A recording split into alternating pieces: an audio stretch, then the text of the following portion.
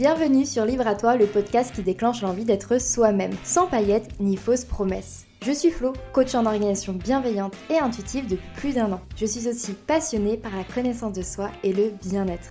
Chaque semaine, je t'accompagne à mieux te connaître afin de créer ta propre liberté, seule ou accompagnée de mes invités.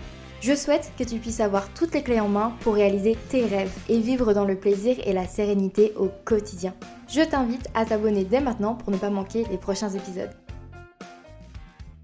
Dans cet épisode numéro 1, je te parle de connaissance de soi. Je te décortique ce que c'est selon moi et pourquoi je t'invite à apprendre à mieux te connaître.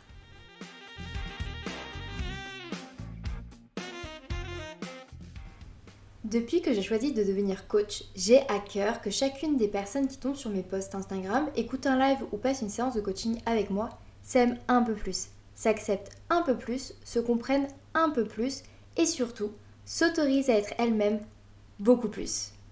Parce que ça a toujours été un vrai chemin du combattant pour moi depuis que je suis toute petite, d'arriver à m'accepter, me comprendre et m'aimer pleinement. Alors si je peux aider chaque personne qui croise ma route à se sentir mieux avec soi-même, je suis totalement dans ce que j'appelle ma réussite. Si tu me découvres à travers ce podcast, sache que je suis coach en organisation bienveillante et intuitive. Et l'organisation, même si c'est une passion pour moi, a toujours été une porte d'entrée pour t'accompagner dans ton chemin de la connaissance de soi, de l'acceptation et seulement ensuite de ton développement personnel. Le programme de coaching que j'ai créé est d'ailleurs basé sur 3 étapes. Accepter, apprendre, avancer.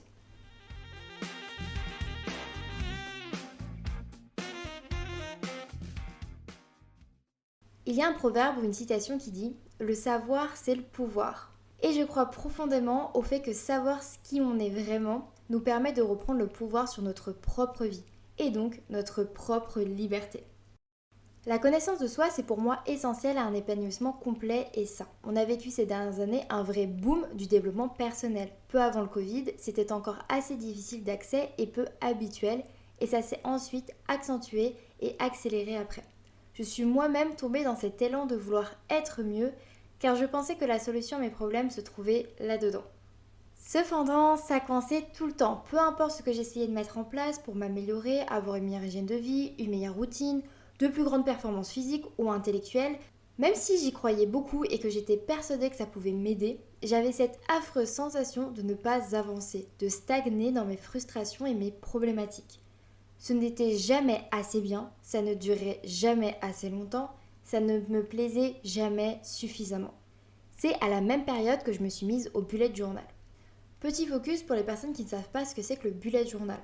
C'est une méthode d'organisation qui s'est beaucoup répandue peu avant ce fameux boom du développement personnel. On a commencé à voir ça un petit peu partout sur YouTube, Pinterest, Instagram.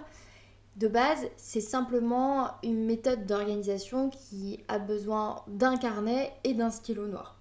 Mais comme dans toutes les super méthodes, il y a eu des dérives et surtout c'est devenu plus un objet pour exprimer sa créativité que pour s'organiser. La force du bullet journal, c'est que ça permet de gagner en efficacité tout en s'adaptant à chaque personne. Mais bon, on reviendra sur ce sujet que j'adore, bien évidemment, dans un autre épisode de podcast si ça t'intéresse. Bref, pourquoi je te parle de bullet journal là maintenant ? C'est parce que le fait de créer mon bullet tous les jours, ça m'a permis d'y intégrer énormément de ce qu'on appelle des trackers. Ce sont des espaces où je pouvais suivre mes habitudes, mon état émotionnel, mes progrès, mon avancement, et si oui ou non, je me tenais à toutes ces choses qui étaient censées me permettre de me sentir enfin mieux dans ma vie, vivre ma meilleure vie quoi. Ce que ces trackers m'ont appris, après plusieurs années à les utiliser sous différentes formes, pour différentes choses, c'est que je ne me connaissais pas en fait, tout simplement. Je n'avais aucune conscience de mes limites, de mes besoins, de mes vraies envies. Par exemple, je ne savais pas combien de temps j'avais besoin de dormir pour être en forme. Je ne savais pas non plus ce qui me reposait vraiment, ce qui m'apportait de l'énergie, ce qui me faisait passer une bonne ou une mauvaise journée. Et puis je me fixais des objectifs qui tout simplement ne me correspondaient pas du tout. Et donc je me sentais sans arrêt totalement, vraiment à côté de ma vie. Peut-être que tout ça, ça te parle, que tu l'as vécu ou que tu es en train de le vivre en ce moment. Je suis passée par là. Et à partir du moment où j'ai décidé que je ferais avec qui je suis, vraiment avec qui j'étais vraiment, et non plus contre qui j'étais, que je n'étais plus en opposition avec moi, que j'ai dit stop au fait de chercher à m'améliorer constamment alors que je n'étais pas du tout solide sur mes propres bases, c'est là qu'il y a eu un tournant. Je me suis reconnectée à qui j'étais vraiment, à ce que je voulais vraiment dans ma vie. J'ai appris à m'observer, me comprendre et surtout m'accepter telle que j'étais. Même si je travaille encore sur tous ces points, tous les jours, crois-moi, il y a eu un avant et un après très marqué. J'ai également passé une année entière à énormément souffrir de l'endométriose, une maladie inflammatoire et chronique qui cause beaucoup de douleurs et de symptômes différents. Ce qui m'a forcée à m'arrêter et à vraiment me reconnecter à mon corps, mes besoins et mes envies. J'ai eu en fait un déclencheur, quelque chose qui m'a forcé clairement à regarder en face ce qui n'allait pas. On n'a pas tous ça dans notre vie et c'est pour ça aussi que je fais ce podcast. Et je reviendrai sur tout ça évidemment dans les prochains épisodes. Et donc c'est à ce moment-là que l'organisation bienveillante est devenue essentielle dans ma vie.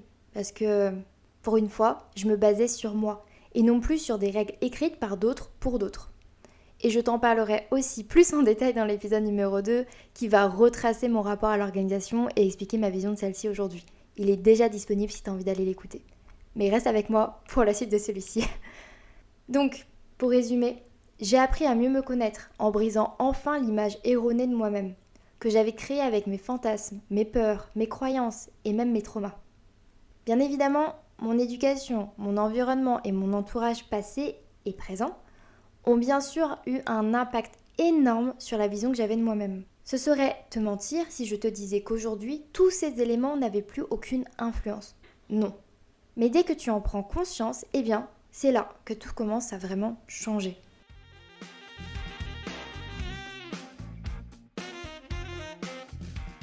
Tu vas me demander, mais pourquoi tu me racontes tout ça ? C'est pour te montrer à quel point le fait de bien se connaître, mais aussi d'accepter qui on est avant de chercher à être plus, à être mieux, c'est essentiel selon moi pour ancrer les changements dans le long terme. J'adore créer des métaphores pour expliquer mes propos, donc j'ai pensé à une en particulier pour cet exemple-là. Donc, si tu construis un building sur un sol marécageux, tu risques de faire beaucoup de dégâts. Rien ne sera stable, ça sera hyper dangereux, tu risques de perdre tout l'argent que tu auras investi, personne ne te suivra dans ce projet, c'est impossible. On est tous d'accord pour dire ça. Donc, pour construire le building de ta vie, prends le temps d'être sûr d'être sur des bases saines, solides et à l'endroit idéal pour toi. On ne rêve pas tous de construire notre maison de rêve au même endroit. On n'a pas tous envie d'avoir les mêmes matériaux pour construire cette maison. On n'a peut-être même pas envie de construire une maison ou un immeuble, on a peut-être juste envie d'une cabane au fond d'une forêt. Bref, tout dépend de chacun. La connaissance de soi et l'acceptation de soi sont représentées par les fondations de ton immeuble, par le lieu où tu choisis de le créer. Tu changeras peut-être d'avis sur les matériaux et l'architecture évoluera tout le long de ta vie, c'est évident.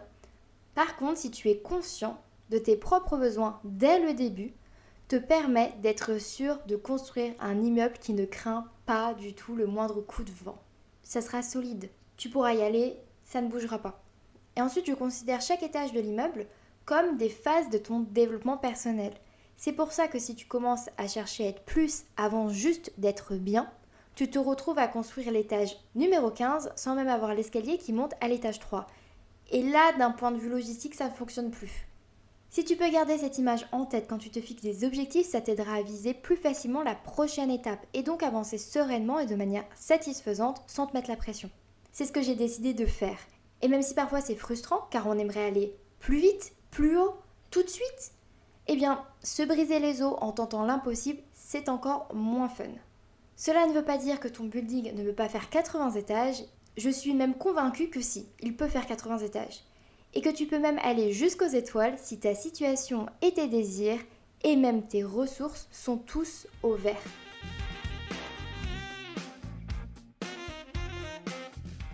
À travers ce podcast, j'ai envie de t'accompagner dans ce voyage vers toi-même, t'inviter à t'autoriser à être pleinement toi.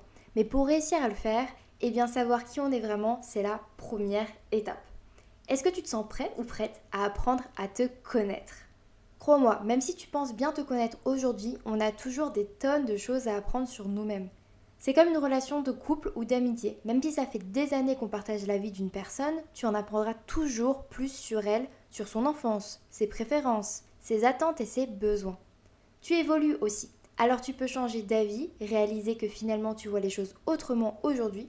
Tu peux aussi être transformé par une expérience positive ou négative et donc déconstruire, réapprendre, reconstruire. Tout ça pour te dire que ce voyage de la connaissance de soi ne s'arrête jamais vraiment. Et puis, quand tu vas commencer, tu ne pourras plus t'arrêter. Je peux te le garantir. Car ça va t'apporter tellement de bénéfices dans ta vie, dans tes relations et la réalisation de tous tes rêves. La connaissance de soi, c'est un vrai game changer pour ton quotidien.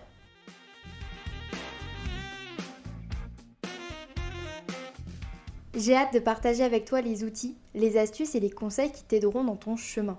Je vais aussi inviter de nombreuses personnes avec qui on parlera de connaissance de soi, mais aussi de développement personnel, car même si selon moi, la connaissance de soi vient avant le développement personnel, ça ne veut pas dire qu'on ne peut pas s'en servir et tout déchirer grâce à la multitude de possibilités que le monde moderne nous offre pour être épanoui. Tout le chemin que j'ai traversé pour apprendre à me connaître, me comprendre, m'accepter et faire avec qui je suis, pour moi, ça n'a pas toujours été facile, tout rose, rapide ou même sans douleur. Parfois, et ça l'est encore aujourd'hui, c'est une vraie galère. Et je reste sous ma couette à ruminer. Car oui, ce travail n'est pas terminé et je pense qu'il ne se termine jamais vraiment. Et donc, parfois, je craque, je me sens nulle, j'ai l'impression d'échouer et de ne pas être à la hauteur. Je ne dis pas que c'est ce qui va t'arriver ou que c'est impossible de faire autrement. Je suis juste honnête avec toi car je t'ai promis qu'ici, ça serait ma safe place, sans paillettes ni fausses promesses. Je me dois d'être honnête pour que tu puisses l'être avec toi. C'est aussi important pour moi de te dire que apprendre à me connaître et m'accepter, c'est passer par des heures et des heures de séances psy, de séances de coaching, de discussion, de journaling, d'observation précise, de non-jugement, de bienveillance et des milliers d'essais de remise en question, de pleurs, de colère et de déni aussi. C'est bon, t'es toujours avec moi, je ne t'ai pas découragée j'espère. Parce qu'avec justement toutes ces heures et ces heures à décortiquer le processus pour avoir une connaissance de soi aux petits oignons, eh bien, que j'ai appris qu'il y avait parfois des raccourcis, des chemins plus simples et mieux jalonnés que d'autres. Et j'ai accumulé une tonne d'outils, d'astuces et de méthodes que je vais me faire une joie de partager avec toi au fur et à mesure des épisodes de Libre à toi. Je suis tellement heureuse de pouvoir à travers cette émission partager avec toi autour de ce sujet qui me tient tant à cœur. Et peut-être te faire gagner des heures et des heures d'errance sans boussole pour te guider.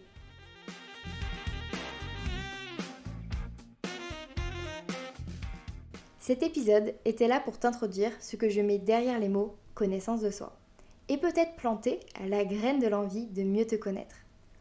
Concrètement, travailler ta connaissance de toi-même, ça t'apportera beaucoup plus de sérénité au quotidien, de lâcher prise, de plaisir, de joie, de créativité. Et ça améliorera tes relations avec les autres, ta façon de communiquer.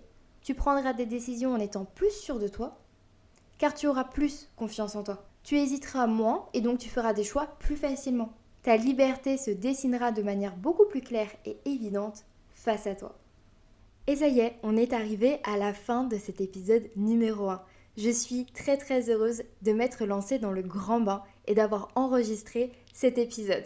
Je suis d'autant plus heureuse de savoir que tu es en train de l'écouter en ce moment même si ça me stresse un petit peu. En tout cas, j'ai hâte d'avoir tes retours sur ce premier vrai épisode de Libre à toi. Tu peux dès maintenant écouter l'épisode numéro 2 où je vais te partager ma vision de l'organisation et mon histoire avec l'organisation. Il est déjà disponible, alors fonce l'écouter si tu en as envie.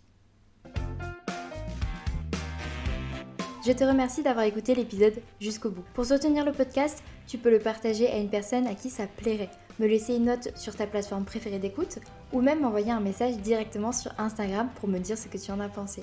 Et n'oublie pas, libre à toi d'oser être toi-même pour créer ta liberté.